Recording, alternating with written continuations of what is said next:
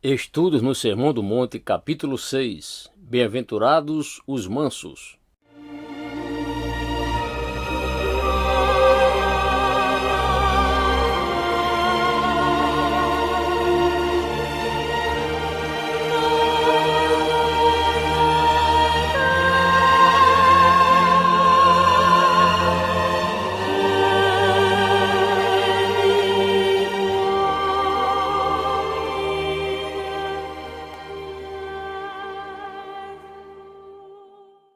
Ao considerarmos as bem-aventuranças como um todo, podemos descobrir que existem certas características gerais aplicáveis a cada uma delas. Então, quando começamos a estudar as bem-aventuranças separadamente, averigamos que até os detalhes se aplicam a cada bem-aventurança. Neste ponto, pois, uma vez mais precisamos salientar que a presente bem-aventurança, esta descrição particular do crente, leva-nos a novas surpresas, porque ela é tão completa e inteiramente contrária a tudo quanto o homem natural pensa. Bem-aventurados os mansos, porque herdarão a terra. A conquista mundial, o predomínio sobre o universo inteiro entregue aos mansos, dentre todas as pessoas deste mundo. A humanidade pensa em termos de força, de poderio, de habilidades, de autossegurança e de agressividade. Essa é a ideia que este mundo faz de conquista e predomínio. Quanto mais uma pessoa se impõe e se expressa, quanto mais se organiza e manifesta o seu poderio e as suas habilidades, tanto mais perto se acha do sucesso e do progresso. Não obstante, derrubando tal conceito, eis que soa esta notável declaração: Bem-aventurados os mansos, porque herdarão a terra, e exclusivamente eles. Uma vez mais, portanto, somos lembrados, logo no começo deste capítulo, que o crente é alguém inteiramente diferente das pessoas deste mundo. Trata-se de uma diferença quanto à qualidade, de uma diferença essencial. O crente é um novo homem, é uma nova criação, pertence a um reino totalmente distinto deste mundo. O mundo não somente é diferente do crente, o mundo nem ao menos é capaz de entendê-lo. Para o mundo, o crente é um enigma. E se você e eu, nesse sentido primário, não constituímos problemas e enigmas para os incrédulos que se movem ao nosso redor, então isso pode revelar-nos muita coisa sobre a autenticidade de nossa profissão de fé cristã.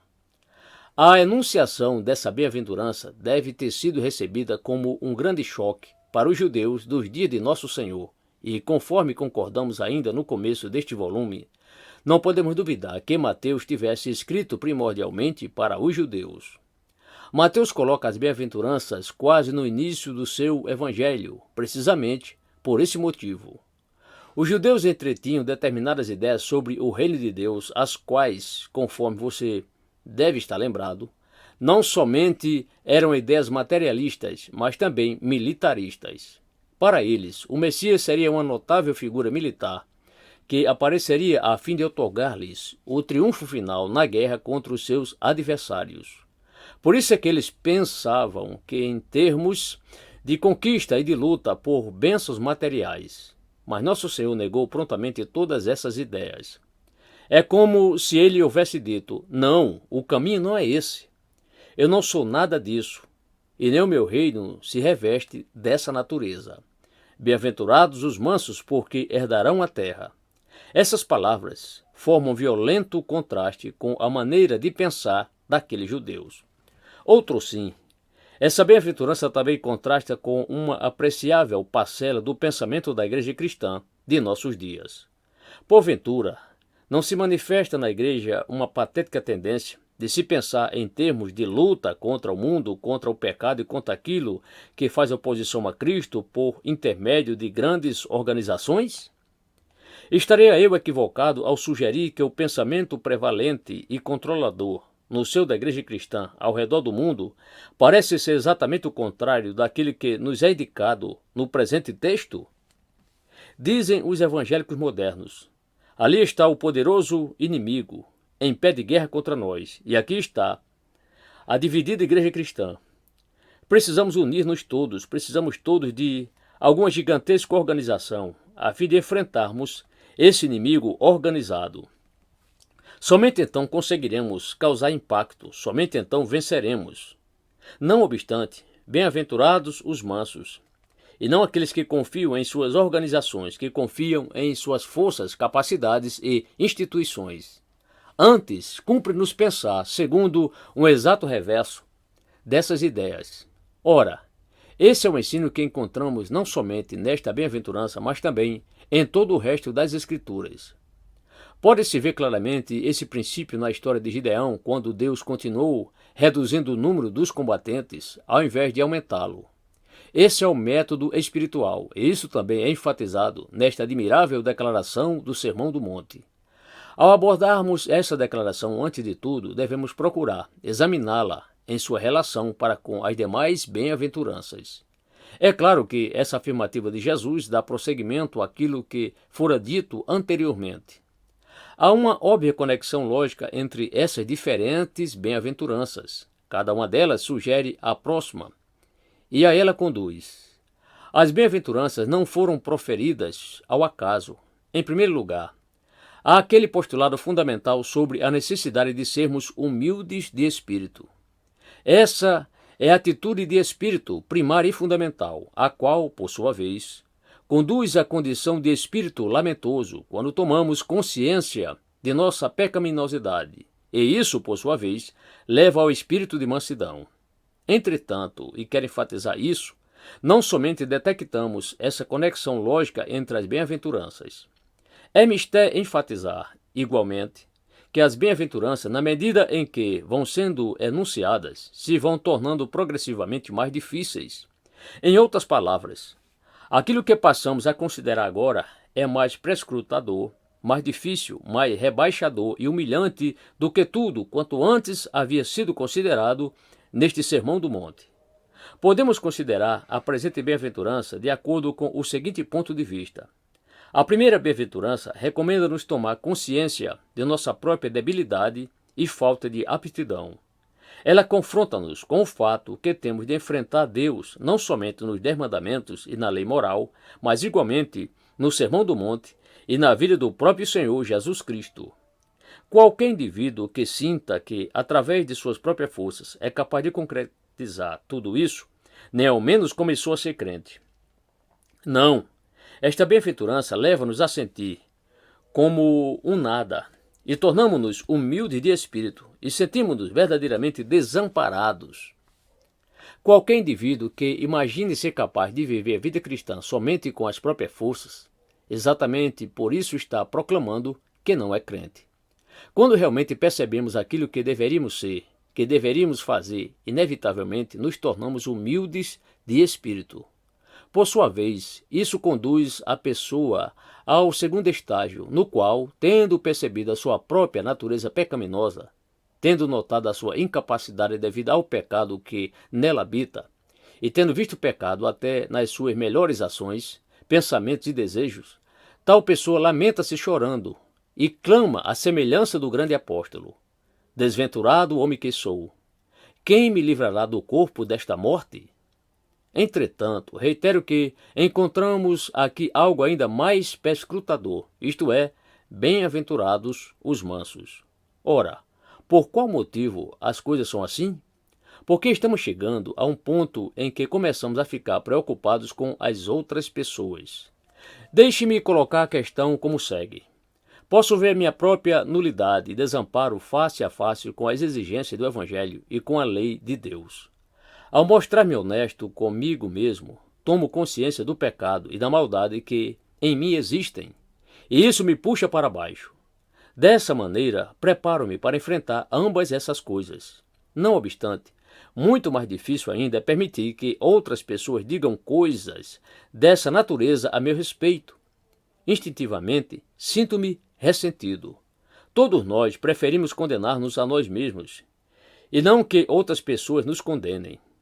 Talvez eu assevere sobre mim mesmo que sou um pecador, mas é devido a um puro instinto que não gosto de alguém me chame de pecador. Ora, esse é justamente o princípio espiritual introduzido por esta bem-aventurança. Até agora, eu vim examinando a mim mesmo. Doravante, porém, outras pessoas passaram a olhar para mim, e eu passei a ver-me em certo relacionamento para com elas, e elas começaram a tomar atitude a meu respeito. Como é que eu reajo diante dessas coisas? Essa é precisamente a questão ventilada por esta bem-aventurança. Penso que você concordará que isso é mais humilhante e aviltante do que qualquer coisa que fora antes ressaltada. Consiste em permitir que outros indivíduos dirijam os seus holofotes na minha direção, ao invés de eu mesmo fazê-lo. Quiçá, a melhor maneira de abordarmos essa questão será examinando-a em termos de determinados exemplos. Quem é o indivíduo manso? Com quem ele se assemelha? Ora, muitas ilustrações podem ser oferecidas quanto a isso. Meramente selecionei algumas ilustrações que considero como as mais importantes e evidentes. Tomemos certos personagens do Antigo Testamento, para exemplificar. Consideremos o retrato falado daquele notável cavalheiro de muitas maneiras, penso eu, o maior cavalheiro do Antigo Testamento, Abraão. Quando o contemplamos, vemos um grande e admirável retrato de mansidão. Essa foi a mais destacada característica de sua vida. Devemos lembrar sua atitude em relação a Ló, e como Abraão permitiu ao homem mais jovem fazer a escolha, sem reclamar, com qualquer murmuração ou queixa. Isso é mansidão. Vemos essa qualidade novamente em Moisés, que foi realmente descrito como o homem mais manso da terra. Se examinarmos seu caráter, descobriremos essa belíssima virtude. Ele tinha em pouca monta, não impunha a própria vontade aos outros, mas antes rebaixava-se e humilhava-se, mansidão. Havia diante de Moisés maravilhosas oportunidades, todas as possibilidades da corte egípcia como filho da filha de Faraó. Entretanto, quão realisticamente ele avaliou toda a sua situação, vendo as coisas como elas realmente eram, e então se humilhou totalmente sob a mão de Deus e sua vontade. Outro tanto se pode verificar no caso de Davi, especialmente em seu relacionamento com Saul. Davi sabia que seria o próximo monarca. Disso já havia sido informado e ele havia sido ungido. Não obstante, quanta coisa suportou de Saul, que o tratava áspera e injustamente. Leia novamente a história de Davi e você verá outra vez a mansidão exemplificada da maneira mais extraordinária. Ou então consideremos Jeremias e a impopular mensagem que lhe foi dada para que a pregasse. Foi requerido dele que anunciasse a verdade ao povo, algo que ele hesitava em fazer, ao passo que outros profetas andavam dizendo coisas suaves e favoráveis. Jeremias ficou isolado. Passou a ser considerado um individualista, alguém que se negava a cooperar, conforme disse atualmente, porquanto não repetia o que todo mundo andava dizendo. Jeremias sentiu tudo isso amargamente. Todavia, tomemos conhecimento de sua história. Vejamos o quanto ele sofreu, permitindo que coisas ofensivas fossem ditas acerca de sua pessoa às suas costas, mas como mesmo assim, ele continuou anunciando a sua mensagem. Ele foi um grandioso exemplo de mansidão. Ao chegarmos ao Novo Testamento, continuamos encontrando a virtude da mansidão. Verificamos o caso de Estevão e veremos nele uma grande ilustração do nosso texto. Examinemos a vida de Paulo, aquele poderoso homem de Deus. Consideremos o que ele sofreu às mãos de diversas das igrejas que fundou, bem como da parte de seus próprios compatriotas e outros indivíduos. Quando lemos as epístolas de Paulo, divisamos essa qualidade de mansidão em plano destacado. Mormente, ao escrever, ele aos membros da igreja de Corinto, que vinham dizendo coisas ofensivas e impensadas a respeito dele. Esse, pois, é outro grande exemplo de mansidão. Mas, naturalmente, chegamos ao exemplo supremo ao olharmos para o nosso Senhor mesmo. Disse ele: vinde a mim, todos que estáis cansados, e eu vos aliviarei, porque sou manso e humilde de coração. Mateus 11, 28 e 29. Vemos essa virtude na vida inteira de Jesus. Vemo-la em sua reação para com outras pessoas, especialmente na maneira como ele sofreu perseguições e escárnios, sarcasmo e menosprezo. Com razão fora dito a respeito dele: não esmagará a cana quebrada, nem apagará a torcida que fumega. Isaías 42, 3. A atitude de Cristo para com seus inimigos, mas talvez ainda mais a sua completa submissão ao Pai, demonstra sua mansidão. Jesus declarou: As palavras que eu vos digo, não as digo por mim mesmo, mas o Pai que permanece em mim faz as suas obras. João 14:10. Voltemos, pois, os olhos para Cristo no jardim do Getsêmani. Consideremos o seu retrato falado em Filipenses 2, onde Paulo nos diz que Jesus não considerou sua igualdade com o Pai como uma prerrogativa à qual deveria aferrar-se a todo custo. Não, mas ele resolveu viver como homem, e assim o fez. Humilhou-se a si mesmo e se tornou servo, tendo se sujeitado à própria morte, e morte por crucificação. Ora, isso é mansidão, isso é humildade, a verdadeira humildade. Essa é a qualidade que o próprio Cristo nos ensinava a esta altura do Sermão do Monte. Pois bem, que é a mansidão? Temos examinado alguns exemplos representativos. Que vimos neles? Em primeiro lugar, notemos novamente que não se trata de alguma qualidade natural. Não é uma questão de disposição de berço, porquanto espera-se que todos os crentes sejam assim, e não somente alguns.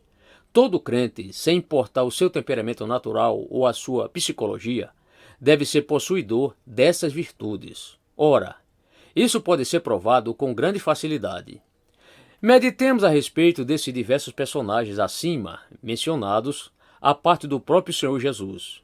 Penso que se constatará, em cada caso, a existência de um homem que não possui essas qualidades como dote natural. Pensemos na natureza poderosa e extraordinária de um homem como Davi, e, contudo, era notória a sua mansidão. Jeremias, similarmente, permite-nos penetrar nesse segredo. Ele revela-nos que se sentia quase como um caldeirão fervente e, no entanto, era um homem manso. Pensemos em um homem como o apóstolo Paulo, uma mente notabilíssima, uma personalidade extraordinária, um caráter fortíssimo, mas, paralelamente a isso, observamos sua grande humildade e mansidão. Não é alguma disposição natural, pelo contrário, é algo produzido pelo Espírito de Deus. Seja-me permitido enfatizar a questão como segue. A mansidão não equivale à indolência. Há pessoas que parecem mansas em sentido natural, mas não são mansas de forma nenhuma, e sim indolentes.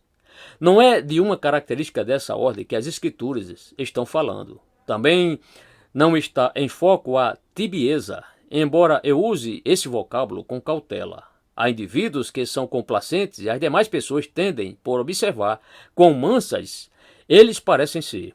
Todavia, isso não é mansidão, é tibieza. Por igual modo, não está em pauta a gentileza. Há pessoas que parecem ter nascido naturalmente gentis.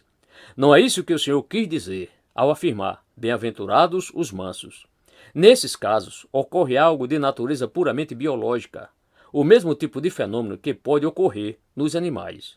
Um cão pode ser mais pacífico do que outro, um gato pode ser mais quieto do que outro, mas isso não corresponde à mansidão de que nos fala a Bíblia. E também não está em vista se alguém naturalmente gentil ou fácil no trato com seus semelhantes. Por igual modo, não devemos pensar em fraqueza de caráter ou de personalidade. Muito menos ainda deve-se pensar em uma atitude de compromisso, de paz a qualquer preço. Quão frequentemente todas essas qualidades ou defeitos são confundidos entre si. Quantas vezes é considerado manso o indivíduo que diz: prefiro qualquer coisa a entrar em disputa? Concordemos. Procuremos eliminar as distinções e divisões. Abrandemo-nos em relação a essas pequeninas coisas que nos separam. Sejamos todos gentis, alegres e felizes. Não é nada disso. A mansidão é compatível com grande força de caráter. A mansidão é compatível com grande autoridade e poder. Aquelas personagens bíblicas que mencionamos acima foram grandes defensoras da verdade. O homem manso é alguém que acredita em defender com tal empenho a verdade que se dispõe até a morrer por ela, se for necessário. Os mártires foram pessoas mansas, mas jamais foram débeis. Foram homens fortes e, contudo, mansos. Que Deus nos livre de alguma vez confundirmos essa nobre qualidade, uma das mais nobres dentre todas as virtudes, com algo meramente animal, físico ou natural.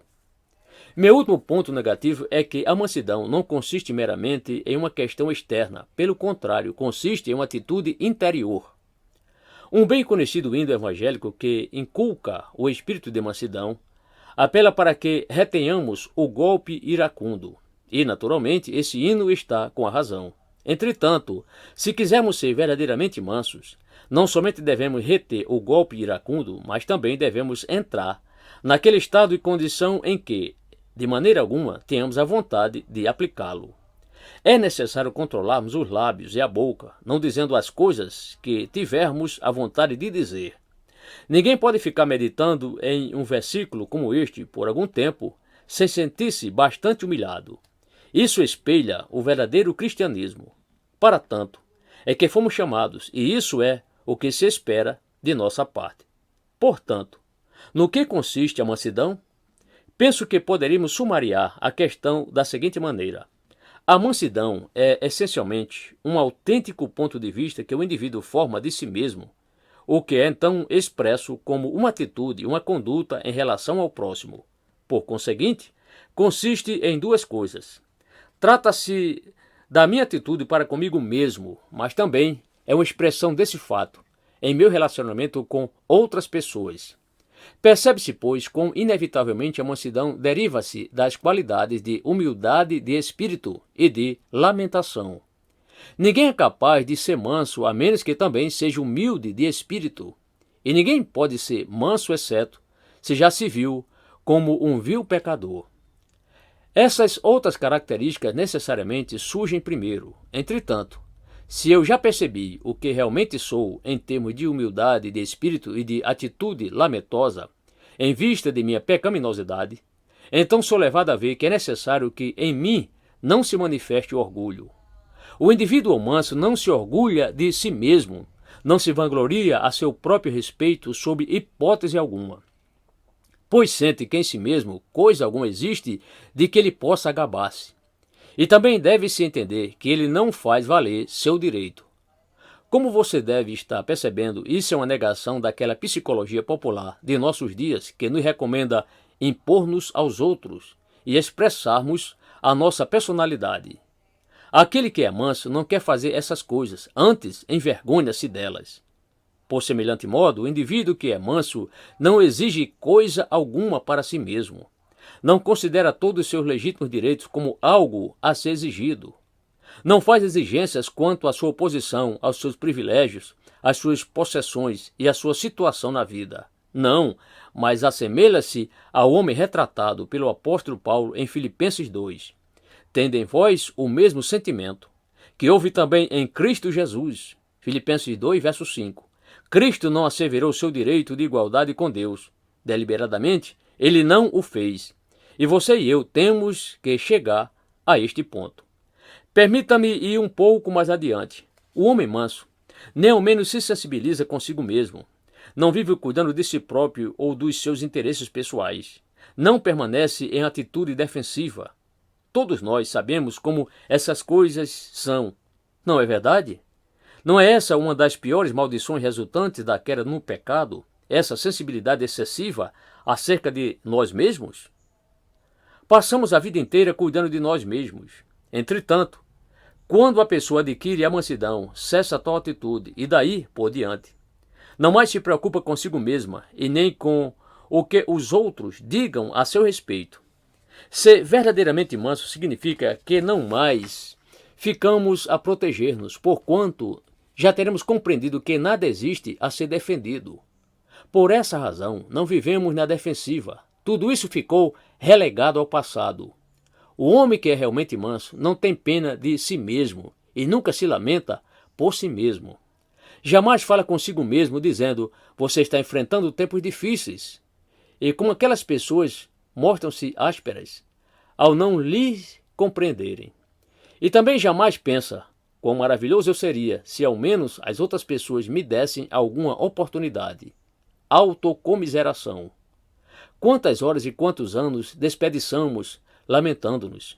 Todavia, o homem que se tornou manso pôs um ponto final em tudo isso. Em outras palavras, ser manso significa que o indivíduo se anulou completamente, como se não tivesse direitos e nem merecimentos, seja no que for. Tal indivíduo já percebeu que ninguém poderá causar-lhe qualquer dano. John Bunyan escreveu admiravelmente bem a situação quando escreveu, aspas, aquele que já está caído não precisa temer a queda, fecha aspas. Quando alguém vê verdadeiramente a si mesmo, sabe que ninguém pode dizer algo a seu respeito que seja exageradamente mal. Não precisa preocupar-se com o que os outros digam ou façam, porque sabe que merece tudo isso e mais ainda. Uma vez mais, por conseguinte, desejo definir a mansidão nos seguintes termos. O indivíduo que é verdadeiramente manso é aquele que se admira de que Deus e os homens possam pensar dele tão bem quanto pensam, tratando-o tão bem quanto o tratam. Isso, ao que me parece, é a qualidade essencial do indivíduo que é manso. A mansidão, pois, necessariamente expressa-se através de toda a nossa postura e conduta em relação ao próximo. E isso acontece mais ou menos como segue. A pessoa que pertence ao tipo que venho descrevendo deve ser uma pessoa de atitudes suaves, meigas. Meditemos novamente nos exemplos de que falamos, pensemos de novo no Senhor Jesus Cristo. Suave, gentil, humilde, esses são os termos exatos. Quieto, dotado de um espírito quieto. Já tive a ocasião de mencionar os vocábulos manso e humilde. Em determinado sentido, a pessoa mais acessível que o mundo já conheceu foi o Senhor Jesus Cristo.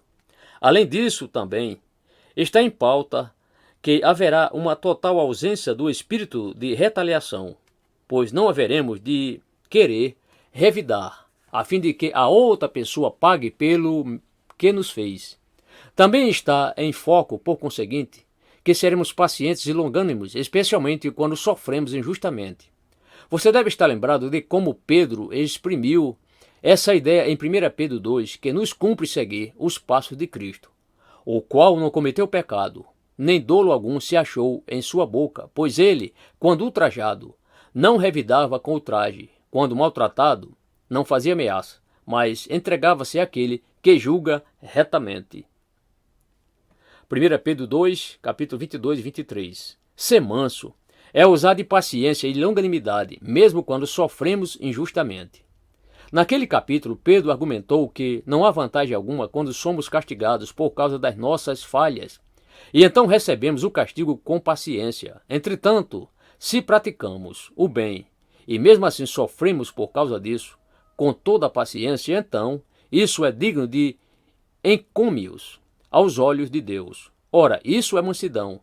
Mas além disso, ser manso significa que estamos dispostos a ouvir e a aprender, que fazemos tão pequena ideia de nós mesmos e de nossas capacidades que estamos prontos a dar ouvidos aos nossos semelhantes.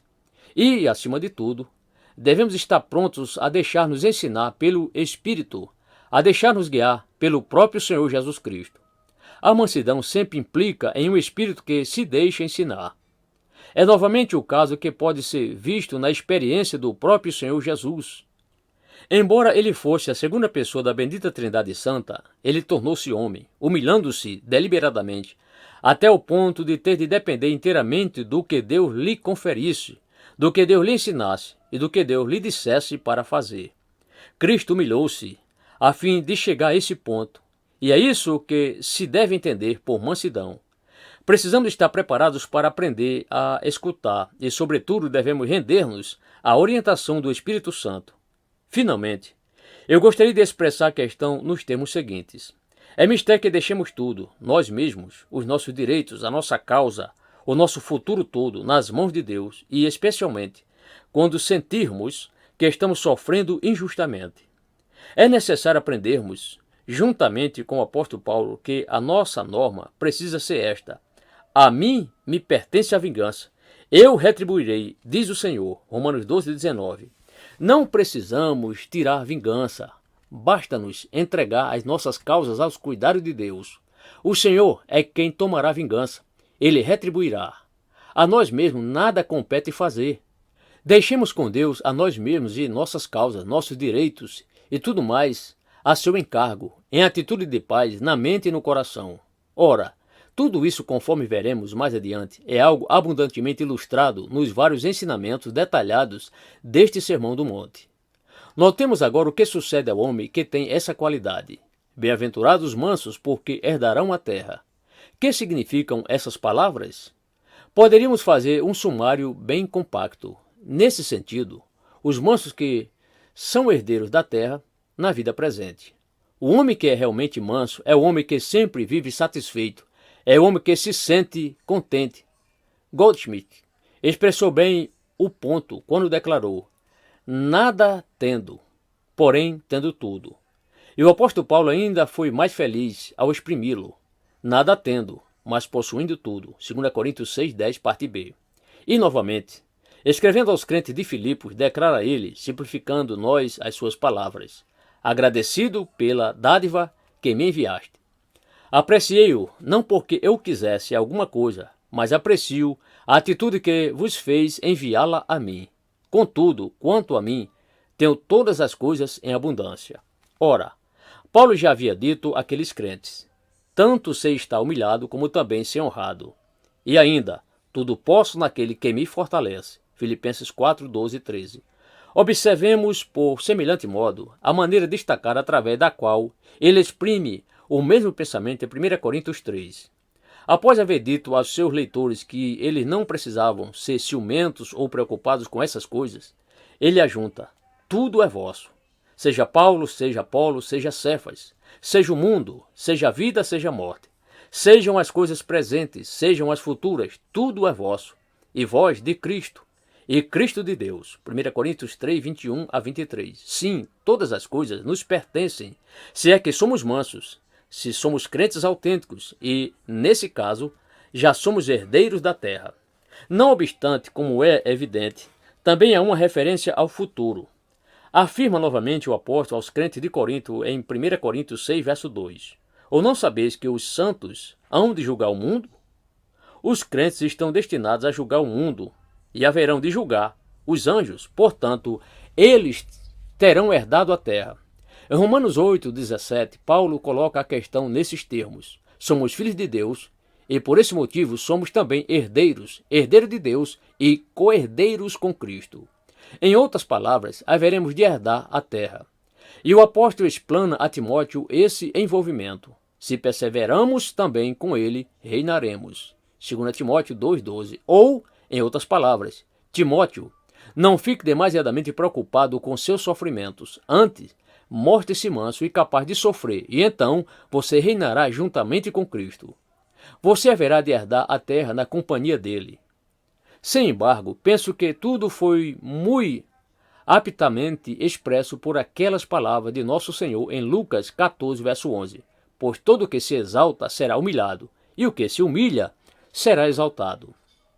Por conseguinte, isso é o que significa alguém ser manso.